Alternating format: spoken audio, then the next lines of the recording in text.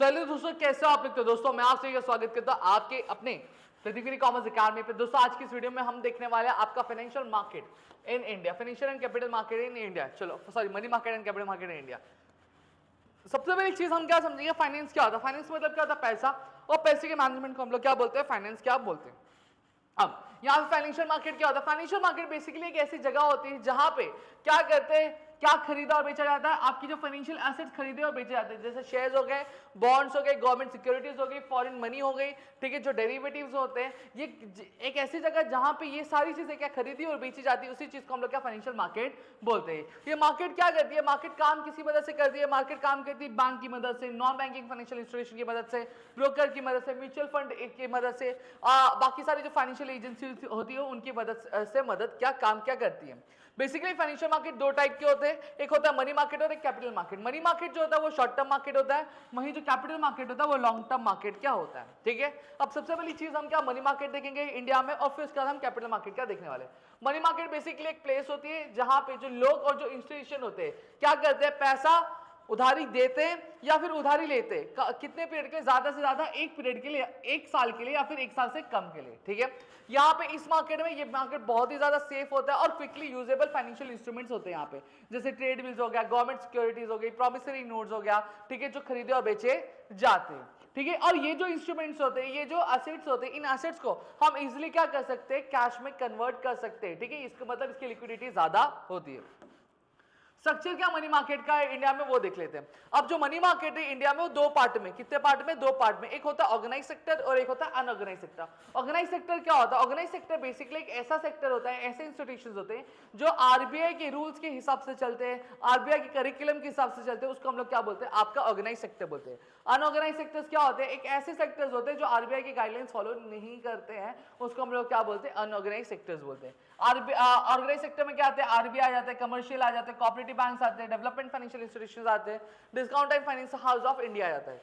वहीं organise sector में indigenous banker, money lenders, unregulated non banking financial आ जाते हैं यहाँ पे। अब ऑर्गेनाइज सेक्टर क्या होता है, ऑलरेडी मैंने बताया कि ऑर्गेनाइज सेक्टर्स ये ऐसा मनी मार्केट है जहां पे बड़े और जो ऑफिशियली रेगुलेटेड इंस्टीट्यूशंस होते हैं, ठीक है, जो क्या करते हैं, आपके कुछ टर्म्स एंड कंडीशंस क्या फॉलो करते हैं, जैसे आरबीआई हो गया, फिर कमर्शियल बैंक्स हो गए, कोऑपरेटिव बैंक्स हो गए, बाकी फाइनेंशियल इंस्टीट्यूशंस हो गए। जैसे पहले अगर बात करते हैं reserve bank of India, reserve bank of India क्या हमारे इंडिया का क्या है, ये आपका एपेक्स बैंक है, ठीक है, जो इंडिया में पूरा जो बैंकिंग सिस्टम है उसको कंट्रोल करता है, ठीक है। ये सेंट्रल बैंक है जो है आपका, जो इंडिया का सेंट्रल बैंक है उसे हम रिजर्व बैंक ऑफ इंडिया बोलते हैं। रिजर्व बैंक ऑफ इंडिया क्या करता है, कंट्रोल और मैनेज करता है मनी का सप्लाई, साथ ही साथ जितने भी बैंक्स होते हैं उनके काम पे क्या नजर रखता है, उनको रेगुलेट करता है और श्योर करता है कि फाइनेंशियल सिस्टम बहुत ही क्या स्मूथली क्या काम करे। आरबीआई स्टार्ट कभी हुआ था काम करना, 1 अप्रैल 1935 में हुआ था। किसके सजेशन पे, हिल्टन यंग कमीशन की सजेशन पे आरबीआई क्या किया गया था, फॉर्म किया गया था। ये पहला प्राइवेट बैंक था, बट आगे चलकर इसे क्या बना दिया, गवर्नमेंट ओन्ड बैंक बना दिया गया 1 जनवरी 1949 में। समझ में आ गया। अब यहाँ पे कुछ डेफिनेशंस दी हुई है वो हम देख लेना कि central bank is a bank which controls the credit, बस यही चीज बोला गया। अब फंक्शंस देख लेते हैं रिजर्व बैंक के। सबसे पहली चीज इश्यू ऑफ करेंसी नोट। अब यहाँ पे जो आरबीआई है, आरबीआई केवल अथॉरिटी है जिसके पास पूरा अधिकार है कि वो क्या कर सकता है, नोट प्रिंट कर सकता है इंडिया में, ठीक है। कम से कम इसके पास 200 से लेकर 115 करोड़ का क्या गोल्ड रिजर्व होना चाहिए, तभी जाके ये गोल्ड रिजर्व होना चाहिए, और बाकी सारी जो नीचे वो फॉरेन करेंसी और गवर्नमेंट सिक्योरिटीज का रिजर्व होना चाहिए। ये क्या करता है, जिस तरीके से हमारे लिए जो कमर्शियल बैंक क्या करता है, सारे बैंकिंग एक्टिविटीज परफॉर्म करता है, इसी तरीके से गवर्नमेंट के लिए कौन करता है, आरबीआई करता है। ये बैंकर्स का बैंक है, जैसे हमारे लिए बैंक क्या है, कमर्शियल बैंक है, वैसे बैंकों को अगर लोन चाहिए रहता है तो किसके पास जाती है, आरबीआई के पास जाती है। समझ में आ गया। तो ये बैंकर्स का बैंक है। Custodian of foreign exchange, RBI क्या करता है, सारे जो भी इंडियन फॉरेन करेंसी रिजर्व्स होते हैं वो मेंटेन करके रखता है। ये इसके ऊपर जवाबदारी थी इंडियन रुपए की जो वैल्यू है इंटरनेशनल मार्केट में उसको क्या करके रखने का, उसको मेंटेन करके रखने का, ठीक है। और ये क्या करता है, बाय और सेल करता है फॉरेन करेंसी जब भी जरूरत पड़ती है। कंट्रोलर ऑफ क्रेडिट, अब आरबीआई क्या करता है, क्रेडिट कंट्रोल करता है कि कितना लोन जो है बैंक दे सकती है, उसको कंट्रोल करता है। ये टूल्स यूज करता है जैसे बैंक रेट, सीआरआर, एसएलआर, फिर ओपन मार्केट ऑपरेशंस करता है, ताकि जो अमाउंट है क्रेडिट का वो कंट्रोल किया जा सके। अब बैंक को जब ये लगता है कि नहीं मार्केट में पैसा नहीं है, तो पैसे आने चाहिए मार्केट में, तो रेट ऑफ इंटरेस्ट क्या कर देता है, कम कर देता है। और वहीं लगता है कि पैसा बहुत आ चुका है तो वो क्या करता है, रेट ऑफ इंटरेस्ट बढ़ा देता है, ठीक है। Collection and publication of data, RBI क्या करता है, जितने भी इंपॉर्टेंट डाटा होते हैं बैंकिंग से फाइनेंस से रिलेटेड, उन सभी को कलेक्ट करता है, उनके ऊपर रिपोर्ट बनाता है और उसको फिर क्या कहता है, पब्लिश करता है। ये क्या करता है, promotion and developmental function, RBI help करता है डेवलपिंग कंट्री के बैंकिंग सिस्टम को, ठीक है। ये कंट्री की डेवलपिंग की एक्टिविटी में ये क्या करता है, जो बैंकिंग सर्विसेज है वो रूरल सेमी अर्बन एरियाज तक क्या पहुंचाता है, जो क्या एग्रीकल्चर और बाकी जो इंडस्ट्रीज उनको सपोर्ट करता है, और बाकी सारे फंक्शंस भी आरबीआई क्या करता है, परफॉर्म करता है, ठीक है। अब आते हैं कमर्शियल बैंक। कमर्शियल बैंक क्या है, एक ऐसे बैंक है जो क्या करता है, जनरल पब्लिक से पैसा डिपॉजिट करवाता है और जिसको भी जरूरत होती है उनको क्या करता है, लोन प्रोवाइड करता है, ठीक है, जिनको भी चाहिए रहता। अब ये मेनली दो चीजें करता है, एक तो पहले डिपॉजिट एक्सेप्ट करता है और क्या लोन्स क्या ग्रांट करता है, ठीक है। अब यहाँ पे बहुत सारे बैंक्स आते हैं, पहला आता है पब्लिक सेक्टर बैंक जो कि गवर्नमेंट द्वारा ओन किया जाता है, फिर प्राइवेट सेक्टर बैंक जो एक प्राइवेट कंपनी या फिर इंडिविजुअल द्वारा ओन किया जाता है, फिर रीजनल रूरल बैंक जो मेनली वर्क कहाँ करती है, रूरल एरियाज में काम करती है, फिर फॉरेन बैंक्स जो आती कहाँ से, फॉरेन कंट्री से आती है और इंडिया में क्या करती है, काम करती है, उसको हम लोग फॉरेन बैंक्स क्या बोलते हैं। समझ में आ गया। फंक्शंस ऑफ कमर्शियल बैंक, सीधा सीधा देखो, एक्सेप्टेंस डिपॉजिट, ये डिपॉजिट एक्सेप्ट करता है। अब जो डिपॉजिट होता है दो तरह का होता है, डिमांड डिपॉजिट है, एक टाइम डिपॉजिट। डिमांड डिपॉजिट क्या होता है, जहां पे हम पैसे बैंक में डिपॉजिट तो करते हैं लेकिन अपनी मर्जी से कभी भी हम क्या कर सकते हैं, विड्रॉ कर सकते हैं, उसको हम लोग डिमांड डिपॉजिट बोलते हैं। करंट अकाउंट ये किस तरह का अकाउंट होता है जो किसके द्वारा यूज किया जाता है, बिजनेस पर्सन द्वारा यूज किया जाता है, और ये ओवरड्राफ्ट अलाउ करता है कि अगर कंपनी को या फिर बिजनेस को अगर एक्स्ट्रा अमाउंट चाहिए, जितना उनके बैंक अकाउंट में उससे ज्यादा अमाउंट चाहिए, तो वो भी ये क्या अलाउ करता है, ठीक है। फिर उसके बाद सेविंग अकाउंट क्या आता है, ये रेगुलर इनकम वाले जो लोग होते हैं उनका, जैसा जिनकी इनकम फिक्स होती है कि इतनी ही हर महीने आके आने वाली, उनके द्वारा ये सेविंग अकाउंट का यूज किया जाता है। फिर आता है टाइम डिपॉजिट। टाइम डिपॉजिट क्या होता है, जहां पे हम हर एक पीरियड ऑफ इंटरवल के बाद कुछ कुछ अमाउंट डिपॉजिट करते हैं, उसको हम लोग टाइम डिपॉजिट बोलते हैं। और यहाँ पे जो पैसा हम हमारी मर्जी से कभी भी नहीं निकाल सकते, यहाँ पे जो पैसा हम क्या करते हैं, हम एक पर्टिकुलर इंटरवल पूरा होने के बाद हम क्या निकालते हैं, ठीक है। जैसे रिकरिंग डिपॉजिट होता है, यहाँ पे हर कुछ अमाउंट क्या करते हैं, हम हर महीने का डिपॉजिट करते हैं, उसको रिकरिंग डिपॉजिट बोलेंगे। और फिक्स डिपॉजिट मतलब क्या होता है, जहां पे हम एक साथ पूरा अमाउंट डिपॉजिट कर देते हैं और एक समय पूरा होने के बाद हम वो क्या अमाउंट का विड्रॉ करते हैं। समझ में आ गया। डिपॉजिट आप रिकरिंग में आप हर महीने करते हो और फिक्स डिपॉजिट में क्या करते हो, आप एक पर्टिकुलर टाइम के बाद करते हो। क्लियर हो गया।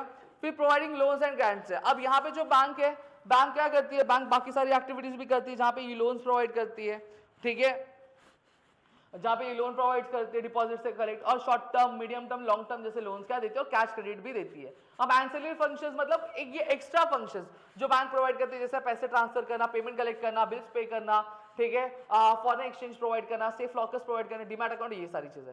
क्रेडिट क्रिएशन, बैंक क्या करती है, बैंक क्रेडिट क्रिएट करती है, क्या देकर, लोन देकर। जब कभी भी एक बैंक क्या करती है, लोन देती है, जो अमाउंट होती है वो कस्टमर के अकाउंट से क्या ऐड कर दी जाती है एज अ डिपॉजिट, ठीक है।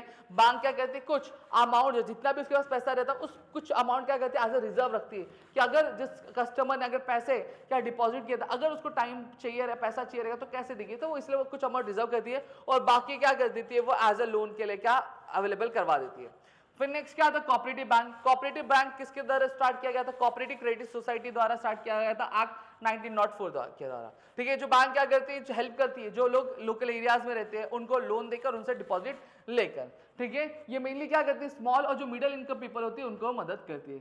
कोऑपरेटिव बैंकिंग सिस्टम में क्या आता है, प्राइमरी कोऑपरेटिव क्रेडिट सोसाइटी, फिर डिस्ट्रिक्ट सेंट्रल कोऑपरेटिव बैंक्स, फिर स्टेट कोऑपरेटिव बैंक्स। ऑलरेडी आपने ये सारी चीजें उस में पढ़ी हुई है। फिर आते हैं development financial institution. Development financial institution एक ऐसा इंस्टीट्यूशन होता है जो मीडियम टर्म और लॉन्ग टर्म लोन्स क्या देता है। ये हेल्प करता है इंडस्ट्री को ग्रो करने में, एग्रीकल्चर ग्रो करने में, बाकी सारे जो इंपॉर्टेंट सेक्टर्स है उनको। जो पहला डेवलपमेंटल फाइनेंशियल इंस्टीट्यूशन इंडिया का था वो क्या था, IFCI, जो सेटअप हुआ था आपके ईयर 1948 में। क्लियर हो गया।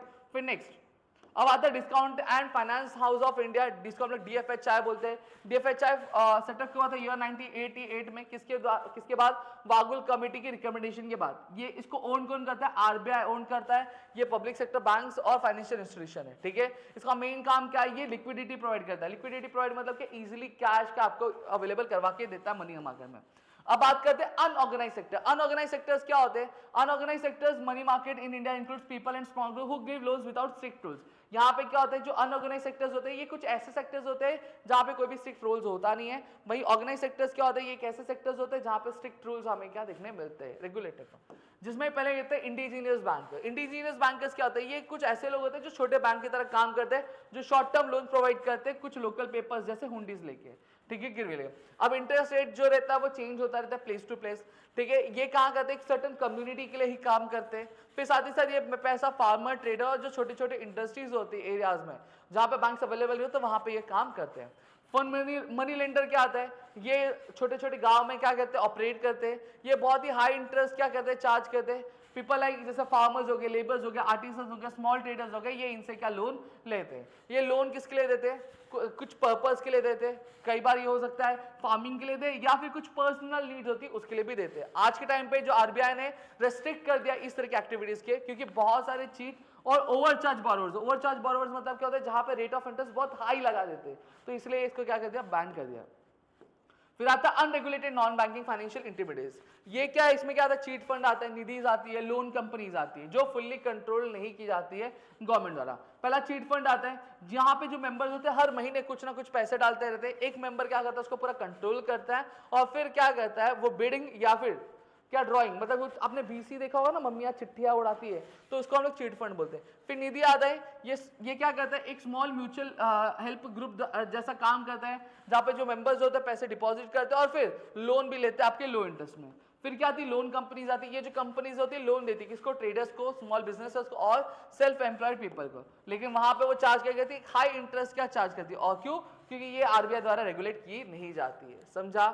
फिर आता है रोल ऑफ मनी मार्केट। ये क्या करता है, शॉर्ट टर्म रिक्वायरमेंट जो है बोरोवर्स की उसको फुलफिल करता है। अगर किसी भी इंसान को, किसी भी इंस्टीट्यूशन में अगर पैसे चाहिए लेकिन ज्यादा टाइम के लिए नहीं चाहिए, बहुत ही कम पीरियड ऑफ टाइम के लिए चाहिए, तो वो क्या करता है, आपका मनी मार्केट में जाता है। लिक्विडिटी मैनेजमेंट, ये हेल्प करता है आरबीआई को, क्या जो फ्लो है मनी का मार्केट में उसको कंट्रोल करने के लिए, ठीक है। ये इकोनॉमी को स्टेबल रखता है। फिर पोर्टफोलियो मैनेजमेंट, अब मनी मार्केट क्या करता है, बहुत ही safe short term investment options आपको अवेलेबल करवा देता है, जिससे इन्वेस्टर्स को हेल्प होती है कि उनका जो रिस्क है वो क्या कम हो सकता है और वो एक अच्छी खासी इनकम क्या अर्न कर सके। फिर क्या आता है, इक्विलिब्रेटिंग मैकेनिज्म। ये क्या करता है, बैलेंस मेंटेन करके बीच रखता है, किसके बीच में, जिनको पैसा चाहिए उनके लिए और जो पैसा जिनके पास एक्स्ट्रा पैसा है जो देना चाहते हैं उनके लिए, तो फंड्स प्रॉपर्ली यूज किए जाते हैं। Financial requirement of the government क्या करती है, इस पैसे को uses money market tools like treasury bills to borrow money for short period. यहाँ पे गवर्नमेंट भी क्या करती है, money market as a tool use करती है। जब कभी भी उसको पैसे चाहिए रहते तो वो ट्रेजरी बिल्स के बाद देखकर क्या पैसे बोरो करती है। Implementation of monetary policy, RBI क्या करता है, मनी मार्केट को यूज करता है क्या करने के लिए, कंट्रोल जो है आपका अमाउंट जो इकोनॉमी में फैलती है उसको क्या कम करने में या फिर बढ़ाने के लिए, क्या अगर बढ़ाना है तो रेट ऑफ इंटरेस्ट कम कर देती है और कम करना है तो रेट ऑफ इंटरेस्ट बढ़ा देती है। समझ में आ गया। Economic use of cash, money market क्या करता है, instrument as a instrument use किया जाता है जहां पे वो act like a near money, so actual cash is used as saving cash for emergencies. यहाँ पे क्या किया जाता है कि जो पैसे जो एक्चुअल कैश होता है उसको बचाया जाता है और फिर उसको क्या एज अ इमरजेंसी के लिए क्या यूज किया जाएगा, ठीक है। Problems of the Indian money market, अब प्रॉब्लम क्या इंडियन मनी मार्केट का वो हम लोग यहाँ पे देखें। Dual structure of money market, यहाँ पे अगर मैं बात करूं दो टाइप का मनी मार्केट है, एक ऑर्गेनाइज है और एक अनऑर्गेनाइज है। अब ये दोनों ही अलग अलग काम करते हैं तो इसलिए कंफ्यूजन बहुत होता है, ट्रांसपेरेंसी कम रहती है और पूरा कंट्रोल भी प्रॉपर्ली हो नहीं पाता। और जो अनऑर्गेनाइज सेक्टर है वो आरबीआई के रूल्स फॉलो करता नहीं है। फिर lack of uniformity in the interest है, अलग अलग बैंक्स, अलग अलग फाइनेंशियल इंस्टीट्यूशन अलग अलग टाइप के जो इंटरेस्ट रेट क्या चार्ज करते हैं। साथ ही साथ जो अलग अलग टाइप के जो बोरोवर्स होते हैं वो अलग अलग रेट्स भी क्या पे करते हैं। तो यहाँ पे कोई भी सिंगल यूनिफॉर्म इंटरेस्ट रेट नहीं है। शॉर्टेज ऑफ फंड्स, ठीक है, जो लोग हैं इंडिया में वो बचाते कम है। क्यों बचा कम पाते, क्योंकि उनकी इनकम बहुत कम होती है, ठीक है, फालतू खर्च बहुत ज्यादा होते हैं और बैंकिंग हैबिट्स उनकी होती नहीं है। बहुत सारे रूरल एरियाज होते हैं उनके पास इनफ बैंकिंग फैसिलिटी भी नहीं होती, इसके वजह से यहाँ पे जो पैसे अवेलेबल नहीं हो पाते मनी मार्केट में।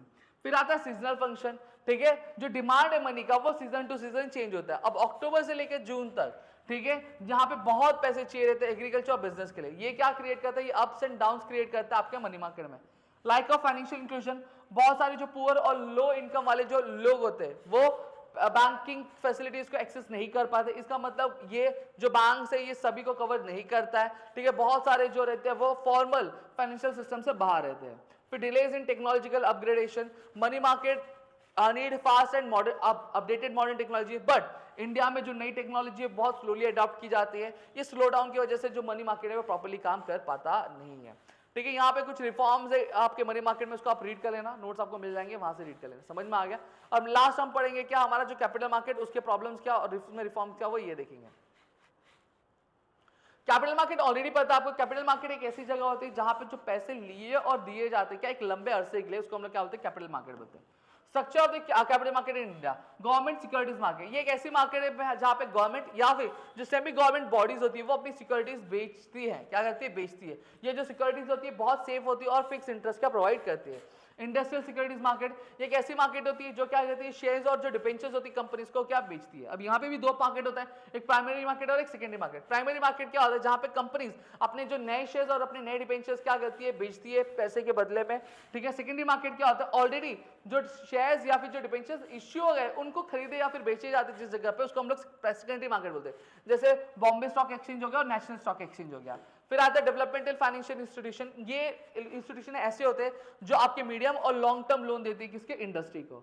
फिर क्या आता है फाइनेंशियल इंटरमीडिएट्स, ये एक ऐसे इंस्टीट्यूशन होती है जो इन्वेस्टर्स और जो बोरोवर्स को क्या करती है, कनेक्ट करती है। ये हेल्प करती है क्या, फंड्स को रेस और इन्वेस्ट करने में।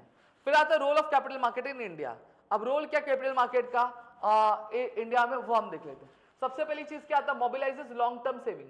जो कैपिटल मार्केट है वो क्या करता है, वो कलेक्ट करता है, क्या करता है, वो कलेक्ट करता है लॉन्ग टर्म सेविंग, किससे, लोगों से, क्या बेचकर, शेयर्स और डिबेंचर्स बेचकर। ये जो मनी होती है फिर कंपनीज का यूज करती है और जो गवर्नमेंट यूज करती है बड़े बड़े प्रोजेक्ट्स के लिए।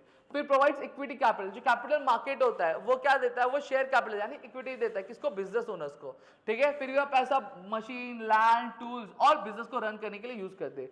ऑपरेशनल एफिशिएंसी, अब जो कैपिटल मार्केट क्या करता है, ये हेल्प करता है क्या, बाय और सेल करने के लिए क्या, शेयर्स को इजी, फास्ट और चीपर। ये क्या करता है, टाइम और कॉस्ट भी क्या बचाता है। क्विक वैल्यूएशन, जो कैपिटल मार्केट होता है वो क्विकली आपको दिखा देता है कि किसी भी पर्टिकुलर शेयर या फिर बॉन्ड की प्राइस क्या होगी।